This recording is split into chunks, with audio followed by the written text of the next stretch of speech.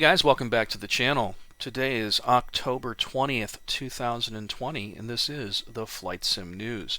So I did a lengthy interview with Brian, who is the former Kiowa pilot, former Apache pilot, former tanker even, in the U.S. Army.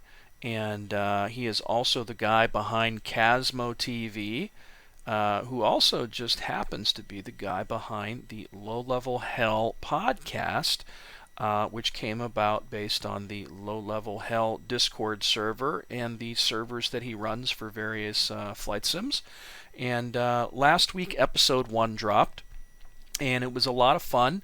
I'm going to throw a link to this in the video description so you can check it out for yourself. It's about an hour and 10 minutes long, and in the first episode, basically they just introduce, Brian and the guys that are working on the Low Level Hell podcast with them, and they have a pretty lengthy discussion about the APKWS. Really, really cool stuff. I'm going to throw a link to this in the video description, and I highly recommend it. Brian's a good dude, and you should also check out the interview that I did about a week and a half ago there with Brian, and I'll throw a link to that in the video description, and definitely go check that out. Alright, so this is a different one. This video here is about 26 minutes long, and I guess they're doing this for charity, and not quite sure how this works. I didn't read a lot about it, but C.W. Lamone is a pretty cool YouTuber, and he's a former FA-18 Hornet pilot. I'm not sure about the rest of his background. I'm sure he's flown another plane or two somewhere along the line, but he is a real former Hornet pilot. And I guess him and Matt Wagner got together to put this video together. Hey everyone, Wags here from Eagle Dynamics. 3, 2, 1, flight off.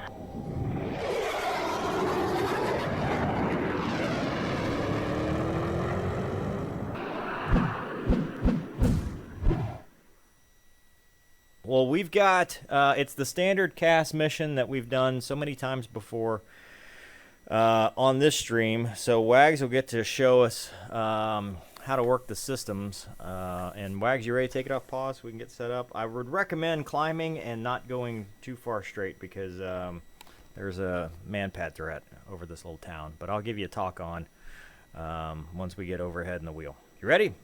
Sounds good, let's do it. All right. Unpause. Real cast. So how do I get you on the data link? That would be probably step uno. It should be automatically. So on the TAD, you should see a blue circle with either a 1 or a 2. I'm not sure which of us is lead. So I actually see you. Oh yeah, I do. A10, 265 ground speed. It's got your coordinates. It's just I'm zoomed out. So how do I zoom in? So you want to make your TAD your sensor of interest. So you want to go coolie switch left long, and you'll have a green box on the periphery of your TAD. Yep. Okay. And now with Demas forward and aft, you can zoom in and out. Oh, I am zoomed in. Okay. Nice. That's awesome. Okay. And I see you. I see the little circle. So it looks like you're -2, but you got the tack lead. So I want to flow back here into a wedge so we can do some sensor formation stuff and go to the target. So just for your SA, I believe steer point 1 is actually programmed. It is. So we've got a convoy. Call contact the city at your left, 9 o'clock low. Contact. Okay. And got some EPLARs out there. Yep. So that city, call contact the road on the northern side of the city that leads into the city. Contact. Okay. So on that road, it goes and Y's off. That is the route. So the convoy is actually well north. They're regrouping right now, but the road, that's their route of travel. This is a pretty cool video, I have to admit. I love the stuff that C.W. Lamone does. And again, he is a former Hornet pilot, and he's been doing more and more DCS stuff as of late. And I really do dig the videos that this guy puts together. It's pretty neat. He also does a bunch of videos where he calls out bullshit in movies when it comes to is this realistic or not kind of thing. definitely check out his channel. I'm going to throw a link to this video in the video description as usual, and you can check it out for yourself. Now, here's something that's pretty cool. So I guess these French guys did an interview with Gero and Tom from True Grit. And this is the translated English version. And True Grit are the guys responsible for the Eurofighter 2000 module for DCS World. I haven't really read through this yet. It's a pretty lengthy interview, and there's a bunch of, more work in progress images, I guess, that they've thrown in there.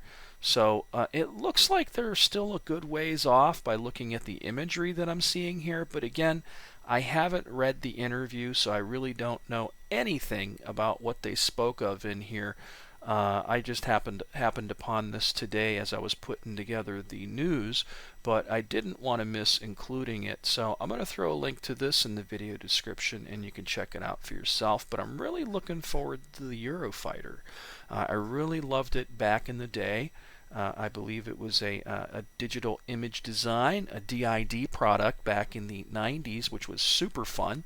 And I'm really looking forward to see this added to DCS World. And I'm curious to see how this is going to be accepted within DCS World. Because, people are always talking about, oh, I'd love to see an F-35 or an F-22. The Eurofighter 2000 is a next-gen fighter as well. And when you put something like this in the air against everything else that's in there, it's just going to mop them all up. I would think so with the new whiz-bang weaponry and avionics and radar and all the bells and whistles that come with this next-gen type fighter versus the existing stuff like the Hornets and the Vipers. I would think that they're all going to be at a severe disadvantage once this thing happens. So I'm curious to see how well it's accepted, and how well it goes over with the multiplayer community once it happens. I'll throw a link to this in the video description as usual, and you can check it out for yourself. Alright. Chuck's guide has been updated for the DCS F-16C Viper. I guess this has to do with some additions to contents covering the targeting pod, I believe is the original post that I saw. Right here, what does it say? Updated targeting pod section with new modes and functions, revised existing weapon procedures using the targeting pod, added Maverick air-to-ground missile weapon tutorials, added HARM anti-radiation missile weapon tutorial, and fixed typos and mistakes. Sounds like a good time if you ask me. Definitely, if you have never checked out a Chuck's guide, get over there and dig in, because this is required reading for any DCS module, especially when you first get it and you want to jump in there and you want to learn how to do some stuff. His guides are fantastic. Everything is like, he takes images from within the cockpit, puts little pointers there and numbers all the pieces to kind of let you know number 2 is this, number 3 is, this, number 4 is this, and then go number 1, go number 7, go number 3, in that order to put together the procedure for dropping a bomb or turning on the master arm switch, It's really cool stuff, and again, it is required reading for DCS World in general. It beats the shit out of the crappy manuals that they give you. I'm going to throw a link to this in the video description as usual, and you can check it out for yourself. Alright, next up is Shamrock 1.5 over at the Stormbirds. I've said it before, and I'll say it again. The Stormbirds has the best little website out there for flight sim news. They are just a fantastic resource for stuff, and I like that they put their own spin on things, and there's tons of great articles over there that you got to check out. This time out, he takes a look at the Wind of Fury campaign. Wind of Fury was the free campaign that they came out with a little while ago for the Battle of Bodenplatte, and basically it features the Tempest Mark V. And he goes through Mission 1, Mission 2, and I believe Mission 3. And basically, it's just a play-by-play of how it went, what he thought of it, and it's really, really good stuff. And anything in IL-2 is always a good time.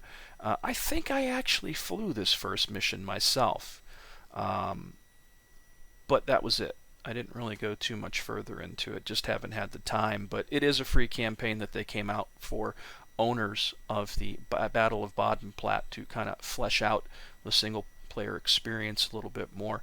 And if you have it, definitely check it out, man. It's good fun. And I love the Tempest. The Tempest is a lot of fun in that. Tempest, Hurricane, Spitfire. I love all of those British planes, man. There's just something iconic about those. I'll throw a link to this in the video description as usual, and you can check it out for yourself. Alright, the guys over at Team Fusion Simulations just get no sleep.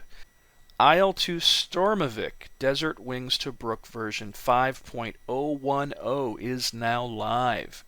The changelog, easier handling of the in-game info windows. Right-click on the screen to open the pop-up menu and follow the tree to the desired window of info and choose one of the three options.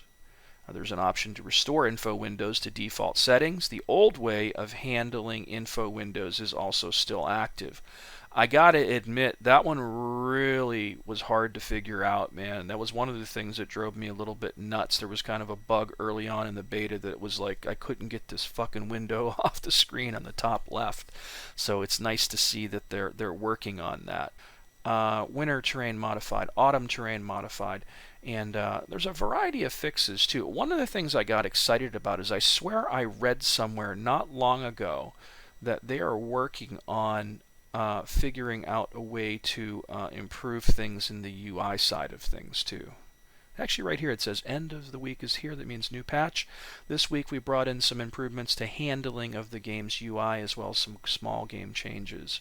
But they really need to do something about that mess, which is the UI that's in there, because it is so 2004, you know. Other than that, fantastic sim. And it's definitely worth getting out there and getting your hands on it. I'll throw a link to this in the video description as usual, and you can check it out for yourself. So I don't normally cover things that have to do with X-Plane all too often, but these guys, AOA Simulations, they seem to be putting out some pretty cool stuff that I just can't ignore. There's a remastered F-35B. And supposedly it's a free upgrade for all existing customers. And it looks absolutely fantastic. And again, I'm not a fan of X-Plane. You know, if I can't drop bombs and blow things up and shoot things, it's just not usually for me. Although I will admit, Microsoft Flight Simulator is a lot of fun for being non-combat. And I guess when it comes down to the two, I usually swing towards Microsoft Flight Simulator more than X-Plane. I've seen it, and it just doesn't impress me that much. But a lot of people love it, and it is a sim, and more people keep asking me, why don't you cover more X-Plane stuff? So if I see something that I see is interesting, I'll definitely start to talk about it more. And this is definitely one of those things. This looks absolutely outstanding, and again, I'm not a big X-Plane guy, but this looks freaking cool. And I think it's like $35. There's a link to it here. Yeah, $36 is what you're looking at. And I was looking at this, and I swear it said, okay, animated weapons set. So I guess you can hang them off the plane, but you're not going to use them. And it says it's VR ready too. And it also says free upgrade for existing customers. I'll throw a link to this in the video description, and you can check it out for yourself. Last but not least is Sergio over at the Helisimmer.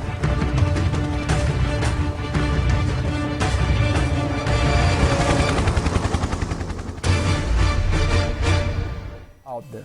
Owners of the previously released 222 UT are also in for a treat. Cohen is selling the new version separately from the previous one as there was a lot of work involved in it, but owners of the UT can get the new model at a discount. Instead of $24.95, you can get it for only $14.95.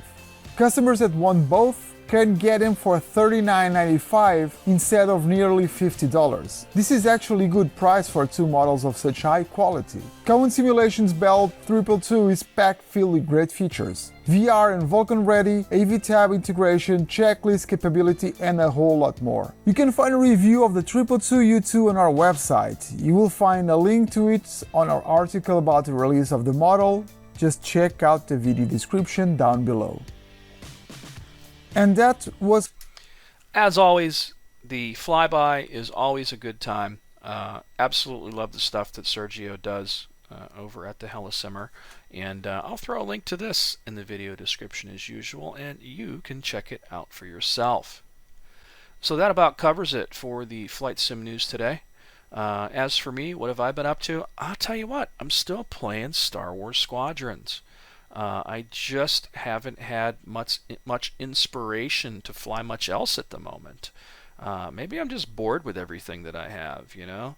I'm really looking forward to the F-14A and some of the new content that's up and coming by Heatblur, and also from Reflected Simulations for the Tomcat, and those campaigns that he is working on that we talked about a couple months ago when I interviewed Greg over at Reflected Simulations.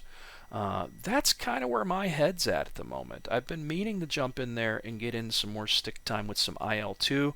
I'd like to maybe get together with those guys if I can ever find time to do some flying circus over at the Low Level Hell Discord server. They seem like a great bunch of guys, and Brian did invite me to do that a while ago, but I think it's just a matter of finding time. You know, like where I'm at right now is, you know, work is what it is, and it's busy, and hanging out with the girlfriend, and you know, I think at the moment I'm just kind of comfortable doing the flight sim news and playing whatever I want to play at the moment. In terms of flight sims, I have a passion, and I love flight sims still more than anything, so that's not going to change, but I'm really just bored with everything that I have at the moment, you know. I'm looking forward to, you know, whenever they implement these new damage model changes in DCS for the Warbirds. You know, I think that'll be exciting, and that might, you know, invigorate new interest in the DCS Warbirds, because, you know, right at the moment, IL-2 just beats the shit out of it all day long with everything they're doing.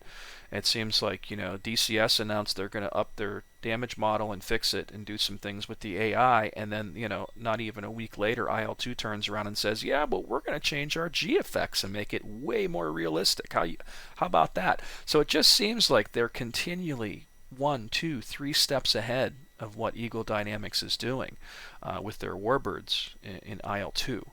And that's not a bad thing. You know, at least, and here's the thing, at least there is competition, and they are, you know, able to compete with each other, even though one does way better than the other. It's still good for them.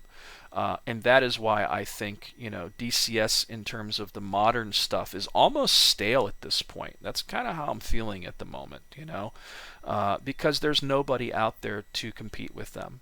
So I guess that's enough of me rambling about the state of flight sims in general, because I guess that's just how I'm feeling about it, though. I am kind of bored with things right now. I wish there was more competition, more things to do. But that's it for now. So as always, thanks so much for watching. Please subscribe to the channel. Feel free to hit that like button. And until next time, guys,